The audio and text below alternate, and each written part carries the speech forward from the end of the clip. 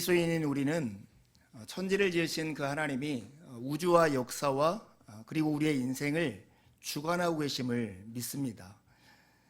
이 믿음을 가지고 산다라고 하는 것은 이렇게 우리를 다스리시고 우리의 삶을 이끄시는 하나님에게 응답하며 살아가는 것입니다. 그것이 바로 신앙생활이고 믿음의 삶입니다. 그래서 신앙생활을 대화의 형식으로 얘기하다 보면 신앙생활은 독백, 즉 나 혼자 믿는 것이 아니라 하나님과의 대화, 우리에게 말씀하시는 하나님에게 응답하는 것이 신앙의 생활입니다. 오늘 느헤미야는 정말로 하나님한테 응답하며 살아가는 신앙인의 전형입니다. 그는 비참한 소식을 들었을 때 기도로 하나님께 응답했습니다. 두려운 상황의 직면에서는 용기를 가지고 하나님 앞에 응답했죠. 적대적인 상황에서는 힘을 함께 합해서 동역으로서 하나님 앞에 응답하며 성벽을 재건하는 일을 위해서 힘썼습니다. 그 결과 이제 드디어 성벽을 재건하는 일을 시작하게 된 것입니다. 그리고 3장에 보면 정말로 많은 무리들이 성벽을 재건하는 일이 시작되는 광경이 나옵니다. 네, 여러분, 우리가 선한 의지를 가지고 마음속에 계획하고 그 계획한 것을 힘있게 시작한다 해도 우리의 계획과 현실 사이에 큰 간격이 있다는 것은 그 일을 해본 사람들은 다 압니다. 이 느헤미야 4장의 7장은 실제로 성벽을 재건하는 실제 공사를 시작하자 부딪히게 되는 여러 가지 어려움들을, 그 어려움들 속에서 느헤미야가 어떻게 반응하고 그 속에서 하나님의 뜻과 우리가 어떻게 이런 상황에서 반응하는가를 보여주는 본문입니다.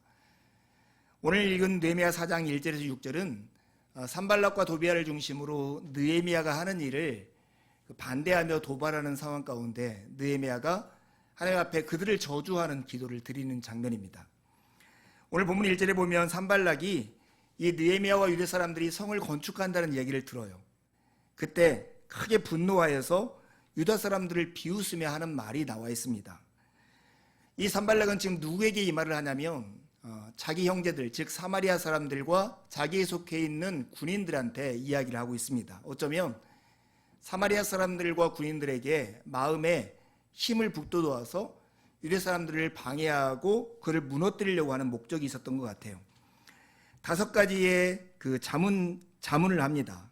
스스로 견고하게 하려는가? 제사를 드리려는가? 하루의 일을 마치려는가? 불탄 돌을 흙더미에서 다시 일으키려 하는가? 쉽게 말해서 그들이 하는 일들이 아무 쓸모없는 헛짓이다 하는 말을 말함으로써 자기 나라 사람들과 군인들이 용기를 얻게 하려고 이 말을 했던 것 같습니다. 그 옆에 있던 도비아가 그 말을 이렇게 도와서 이 말을 합니다. 이 돌성벽은 여우가 올라가도 곧 무너질 만큼 허술한 성벽이라는 것입니다. 여러분, 이런 얘기를 전해들은 느헤미야의 마음이 어땠을까요?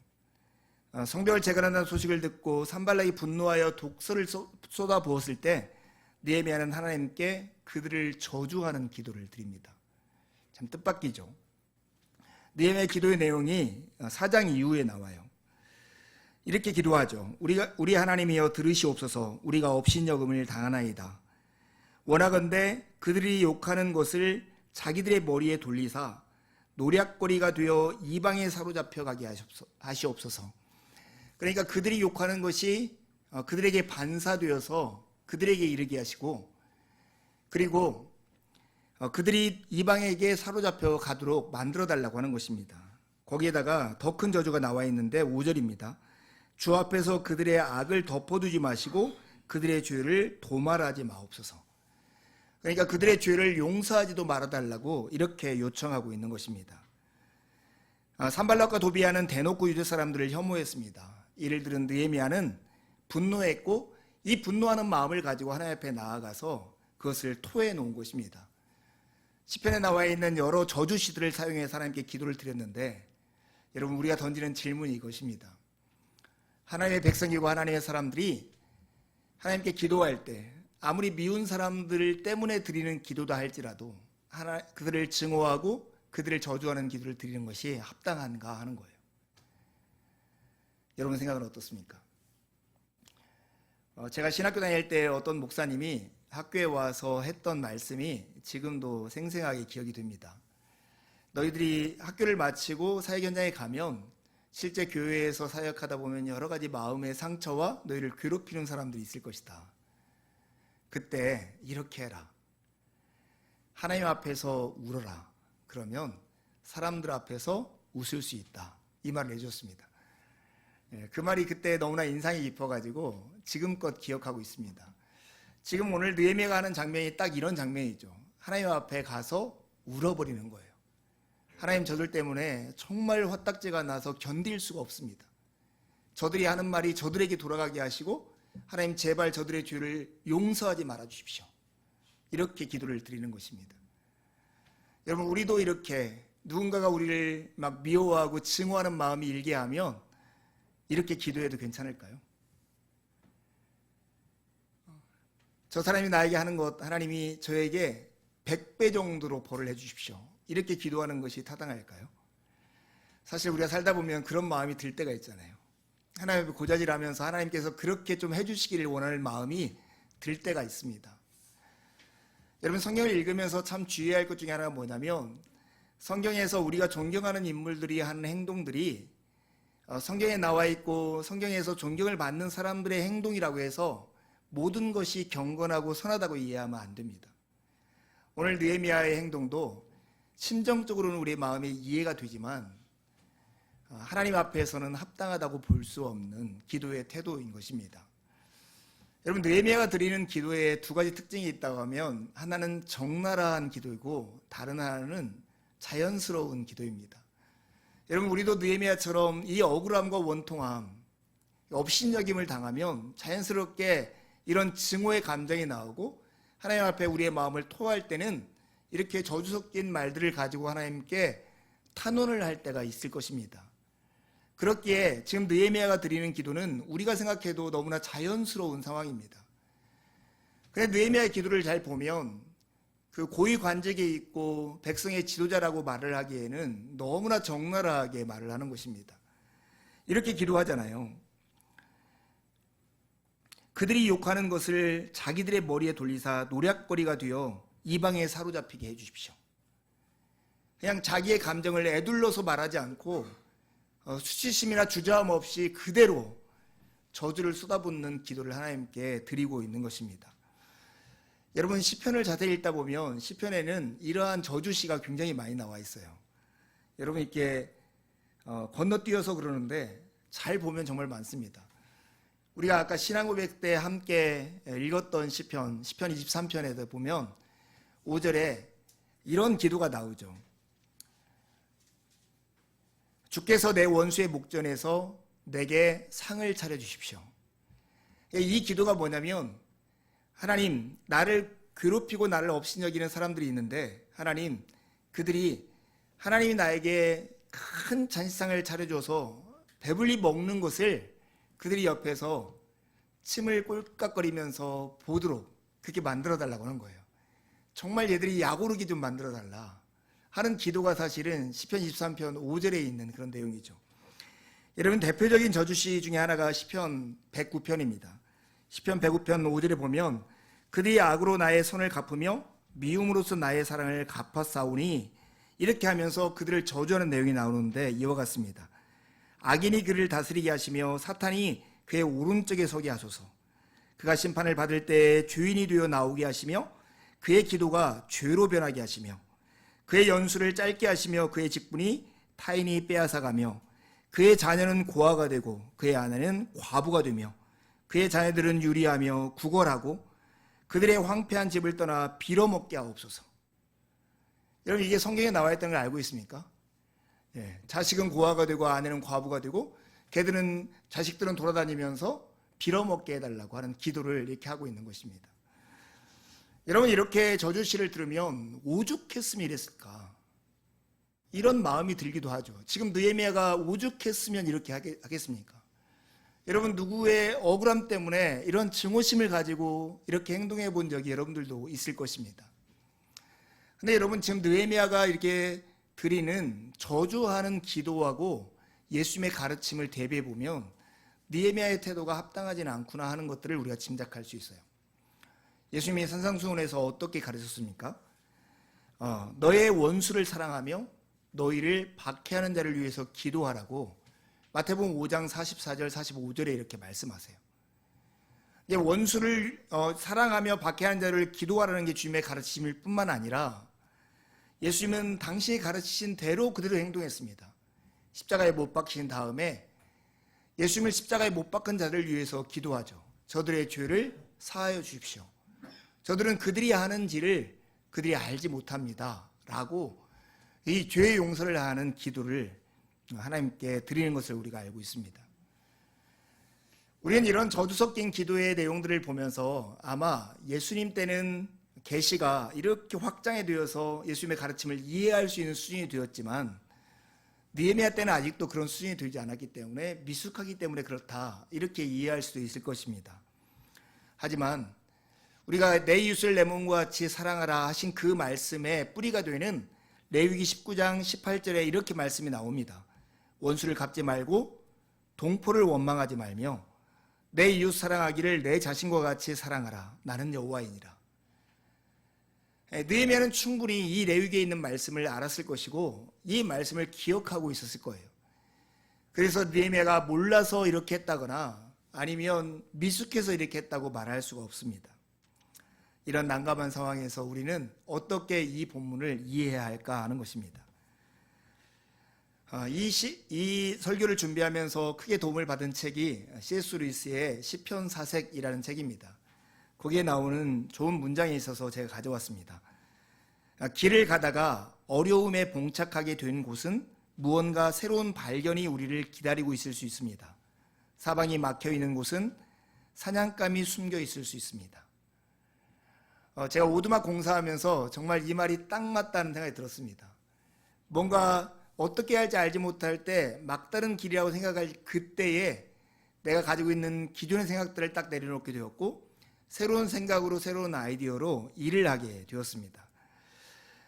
이 C.S. 루이스의 말처럼 우리는 예수님의 가르침과 느헤미야의 이 저주하는 기도 사이에 난감한 상황에서 우리는 이런 상황에서도 하나님의 음성을 들을 수 있는 기회를 발견할 수 있다면 정말로 큰 복일 것입니다. 얼마 전에 우리가 함께 읽었던 로안 윌리엄스의 그리스도인이 된다는 것이라는 책이 있습니다. 그 책에 보면 성경이 어떻게 해서 하나님의 말씀인가 하는 질문에 대한 답이 나옵니다. 여러분 이 성경에 보면 하나님이 직접 법법으로 하나님의 사람들에게 하신 말씀이 생각보다 많지 않습니다. 그냥 하나님의 백성들과 하나님의 사람들이 이렇게 하는 이야기들이 대부분을 이루고 있어요. 성경의 70% 이상이 이야기 구조로 되어 있습니다.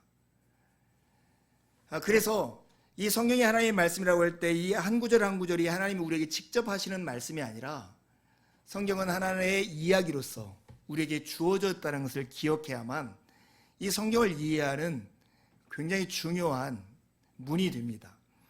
여러분 로안 윌리엄스가 이렇게 얘기합니다. 성경을 하나님께서 우리에게 말씀하시는 비유 또는 비유덩어리라고 말해도 될 것 같습니다. 여기서 비유라고 하는 것은 사실은 이야기 이렇게 얘기합니다. 하나님이 이렇게 말씀하십니다. 이것은 사람들이 어떻게 내 말을 듣고 나를 이해하고 내게 응답했는지를 보여주는 이야기다. 이것은 내가 그들에게 준 선물이다. 이것은 그들이 보이는 응답이다. 이 이야기에서 너는 어느 쪽에 있느냐 하는 질문이라는 것입니다. 여러분 저를 봐보십시오. 이게 성경이 하나님께서 하나님의 백성 누구에게인가 직접적으로 한 말은 굉장히 적고 하나님과 하나님의 사람들 사이에 이야기로 구성되어 있다는 거예요. 이게 하나님은 이 이야기를 우리에게 줌으로써 그들이 어떻게 하나님의 말씀을 듣고 하나님을 이해하고 하나님께 응답했는지를 보여줌으로써 그 이야기 속에서 나의 위치 그리고 하나님이 누구인가를 이해하도록 만들었다는 거예요. 우리가 성경을 읽는 방식, 이것을 하나님의 말씀으로 읽는 방식도 다르지 않습니다. 우리는 이 이야기 속에서 하나님의 뜻을 헤아리고 자기 자신을 발견하며 나가 자신이 선 곳이 어디인지를 물어야 한다라고 로안 윌리엄스가 얘기하는 거예요. 여러분이 이 이야기를 이해한다면 성경, 이렇게 특별히 느헤미야의 태도가 예수님의 가르침과 맞지 않는 상황에서도 우리는 이곳에서 하나님의 음성을 들을 수 있는 매우 중요한 기초가 된다는 것입니다. 여러분, 이 느헤미야의 저주 섞인 기도 안에서 여러분이 선 곳은 어디입니까? 갈라디아서 6장 4절에 보면 각 사람은 자기 일을 살펴보십시오라고 하는 권면이 나옵니다. 오늘 이 본문을 통해서 우리는 각 사람이 자기 일을 살펴볼 필요가 있습니다. 크게 두 가지 질문을 할 수 있는 거죠. 첫 번째는 산발락 곁에 서서 이런 질문하는 거죠. 나는 누군가의 증오심을 유발하는 증오심 유발자가 아닌가 하는 질문을 하는 것입니다. 여러분, 증오심이라고 하는 것은 누군가 자신들을 속이거나 무시하거나 할 때 생기는 자연스러운 감정입니다. 일종의 미움이죠. 이런 감정은 사람으로 살아가다 보면 누구나 느끼는 감정입니다. 근데 여러분, 누군가가 여러분에게 증오심을 느끼게 하는 경우는 쉽게 인식이 되는데, 거꾸로 여러분의 말과 행동으로 누군가에게 증오심을 일으키고 있다고 하는 것을 여러분 자각해 본 경험이 있습니까? 우리에게는 정말로 필요한 능력이 있다면 그 중에 하나가 바로 분별력입니다. 이것은 인격의 매우 중요한 요소이고 어른이 되었다는 표시예요. 어른이라고 하는 것은 분별력을 가지고 있다는 것이고, 그 분별력이라고 하는 것은 나의 말과 행동이 다른 사람에게 어떠한 영향을 미칠까를 미리 생각하고 행동하고 말할 수 있는 능력입니다. 분별력이 없으면 내가 선이든 악이든 행하는 행동이 다른 사람에게 어려움을 줄 수 있다는 것을 기억해야 합니다. 우리가 살다 보면 가까이 있는 사람들, 이웃하고 있는 사람들 사이에서 이렇게 증오심을 유발자로 설 수가 있다는 두려움을 가지고 이 본문 앞에 서야 합니다. 여러분, 지금 느헤미야와 느헤미야 일행들이 하고 있는 일이 무엇입니까? 70년 훨씬 그 긴 시간 동안 나라를 잃은 슬픔 때문에 지금 자기 고향 마을의 성전과 성벽이 다 무너져 버리고 삶의 터전을 잃어버린 상태에서 다시 먼 땅부터 돌아와서 성벽을 재건하려고 하는데, 지금 동서남북에 있는 각 나라의 사람들이 이 일을 방해하고 있는 것입니다. 동량은 못 줄망정 쪽박을 깨는 것처럼 북쪽으로는 사마리아의 산발락이, 동쪽으로는 암몬 사람 도비아가, 남쪽으로는 아라비아 사람 게셈 등이 지금 유대의 일을 방해하고 있는 것입니다. 종교적인 이런 문제를 떠나서도 인간적으로 할 수 없는 그런 일들을 그들이 하고 있으면서 그들이 하는 일이 오히려 정당하고 마땅하다고 생각하고 있는 것입니다. 정말 무서운 병은 내가 누군가의 증오심을 일으키고 있는데도 불구하고 내가 그러고 있다는 것을 자각하지 못하는 그런 사람이 진짜 무서운 병인 것입니다. 저는 고지혈증 약을 먹습니다. 종합검진을 했는데 내과에 가보라고 했고, 가까운 내과에 갔더니 고지혈증 약을 먹어야 한다고 처방해 줬습니다. 그러면서 운동이나 식이요법으로 개선될 수 없는 선천적인 거니까 그냥 혈압약 먹듯이 먹으라고 저에게 의사가 권했습니다. 제가 의사에게 이렇게 얘기했습니다. 저는 아무런 증상이 없고 자각증상이 없는데 왜 이걸 먹어야 합니까? 그때 이 의사분이 저에게 이렇게 얘기했어요. 그거요, 느끼면 바로 죽어요. 심장혈관, 뇌혈관에 문제가 생기면 회복이 불가능하다는 거예요. 그 때문에 느끼기 전에 그 약을 먹어야 한다고 저에게 얘기해 줬어요. 여러분, 우리 안에 우리가 가까이 있는 사람들, 그래서 평상시에 예의를 갖추지 않고 평상시에 배려를 하지 않아도 될 것 같은 그런 사람들에게 우리는 뜻밖에도 증오심을 유발하며 살 수가 있습니다. 그들의 마음에 분을 일으키고 그들을 힘들게 하는 경우가 있습니다. 그러면서도 내 안에 그런 마음을 자각하지 못하고 있을 수 있습니다. 오늘 본문을 읽으면서 이 산발락의 옆자리에 서서 나는 누군가 선하고 귀한 사람들에게 증오심을 유발하는 사람이 아닌가 하는 것을 스스로 돌아보는 시간이 되길 바랍니다. 이제는 우리가 느헤미야의 자리에 서서 또 다른 질문을 할 수 있습니다. 그것은 뭐냐면, 우리는 도덕적 불감증에 빠져 있지는 않는가 하는 것입니다. 분명히 악한 현실 속에서 살고 있음에도 불구하고 현실을 인식하지 못하고 아예 분노의 유혹조차 없고, 심지어 그런 상황이 어쩔 수 없어 당연한 것이야 라고 느끼고 있다면 우리는 도덕적 불감증에 빠져 있다고 하는 증거일 것입니다. 여러분, 도덕적 불감증이 왜 생깁니까? 그 안에 옳고 그름에 대한 기준이 없기 때문에 그렇습니다. 정의로운 것이 무엇이고 정의가 왜 필요한 것인가 알지 못하면 악한 현실을 보고도 나에게 손해만 되지 않으면 그대로 유지하고 방관해버리는 것이 우리의 모습입니다. 그럴 경우 선택의 여지는 나에게 손해가 되느냐 이익이 되느냐에 따라서만 그 선택을 하게 됩니다. 이런 사람들의 전형이 친일파죠. 일제강점기에 나라가 어떻게 되었던, 우리 동포가 어떻게 되었던, 그저 내 이익을 위해서 거짓 정권에 부역하며 살아갔던 그 모습은 정의를 잃어버리고 도덕적 불감증에 빠져있던 전형일 것입니다. 느헤미야는 이런 불의를 보고 마음속에서 끓어오르는 의분이 있었습니다. 여러분, 우리가 살아가는 시대 속에서, 우리가 살아가는 일터에서, 그리고 사람들의 관계에서 불의를 보면서, 악한 현실을 보면서 여러분의 마음 가운데 의로운 분노가 치솟고 있습니까? 그렇지 않다면 여러분은 정말로 위험한 상태라고 말할 수 있습니다. 선과 악이 아니라 단순히 나의 이해관계를 통해서 나의 이익을 위해서 정의를 팔 수 있는 위험한 위치에 있다는 것을 우리가 두려운 마음으로 기억해야 합니다. 우리는 느헤미야가 현실 속에서 하나님께 어떻게 응답했는지를 보았습니다. 이 이야기에서 발견한 주님의 뜻이 무엇입니까? 여러분이 서 있는 곳은 어디고 여러분은 이런 같은 상황이 여러분에게 주어졌다면 느헤미야보다 더 신실하게 하나님 앞에 응답할 수 있습니까? 제가 카자흐스탄에 살 때 같이 이렇게 교제했던 선교사님 한 분이 우리나라의 유명한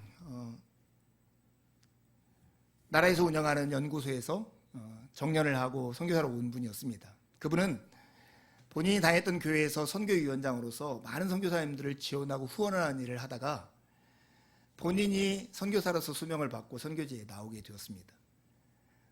그런데 선교지로 딱 나오는 날 그 지역의 선교사님들이, 같은 교단 선교사님들이 여러 분 있었는데 불구하고 공항에 마중 나온 사람이 아무도 없었다는 거예요. 너무 섭섭한 마음을 10수년이 지난 다음에도 저희한테 몇 번을 했습니다. 근데 그분이 그때 했던 그 라임을 맞춘 말이 있었습니다. 내가 한국에서 선교사를 도울 때는 동역자였는데 선교사로 현재 나왔더니 동업자가 되었다고. 동역자와 동업자의 차이가 뭡니까? 동역자는 협력하는 관계고 동업자는 경쟁하는 관계가 된 거예요. 그 얘기를 들으면서 마음이 씁쓸한 마음이 있었습니다. 여러분, 우리가 살다 보면 사실은 증오심을 일으키는 마음의 원인이 멀리 있는 사람이 아니에요. 대부분 다 가까이 있고 무엇인가 기대감을 가지고 있는 사람들 때문에 우리 마음 가운데 미움과 원망, 이런 증오심의 마음들이 일곤 합니다. 여러분, 이럴 때 여러분이 느헤미야 자리에 서서 우리에게 이런 상황에 반응하도록 주어진다면 여러분들 어떻게 하시겠냐 하는 것입니다. 여러분, 오늘 우리 이야기를 통해서 우리는 하나님에 관한 두 가지 진실을 확인할 수 있습니다. 이 세상에 악이 분명히 존재하지만 하나님은 그 악을 극도로 싫어한다는 것입니다. 다른 하나는 에스겔 18장 23절에 잘 정리된 것처럼 하나님은 악을 그렇게 미워하지만 악인이 죽는 것을 기뻐하지는 않는다는 것입니다. 여러분, 우리가 흔히 하는 말들 중에 이런 말이 있습니다. 죄는 미워하되 그 죄인은 미워하지 말아야 한다고. 네, 여러분, 그게 가능합니까? 그게 가능한 건 딱 한 가지 경우에만 가능합니다. 자기 자신에 대해서만. 무엇인가 자기가 잘못해놓으면 자기가 무엇인가 잘못한 것 때문에 자기를 자책하고 꾸짖는데, 그러면서 자기를 씻어주고 자기에게 밥 먹여주고 자기를 잠재워주고 자기를 용서할 때만 이것이 쉽게 되지, 타인과의 관계에서 죄와 죄인을 구분하는 일은 정말로 어렵습니다. 내가 누구를 용서하는 것도 어렵고 어떤 사람을 바라볼 때도 그게 어렵습니다. 이것이 얼마나 어려운가를 이해하려면 예수님께서 마태복음 5장에 간음에 대해서 하셨던 말씀을 살피면 알 수 있습니다. 너희의 눈이 너희를 실족하게 하거든 예수님은 이렇게 말씀하십니다. 너희의 눈을 떼어버려라. 너의 팔이 너희를 실족하게 하거든 너의 팔을 잘라버려라. 이 팔을 가지고 지옥불에 던져지는 것보다 팔이 없이 하나님의 나라에 들어가는 것이 더 낫다라고 주님께서 말씀하십니다. 여러분, 죄와 어떤 죄를 짓는 사람의 관계를 끊는 것은 자기 몸에서 눈을 빼는 것처럼, 자기 몸의 일부를 잘라내는 것처럼 고통스럽고 어려운 일입니다. 이럴 때 우리는 누군가 나의 증오심을 일으키는 사람, 그 사람을 미워하지 않으면서 그 사람의 죄를 미워할 수 있는 방법이 있을까요? 참으로 어렵습니다.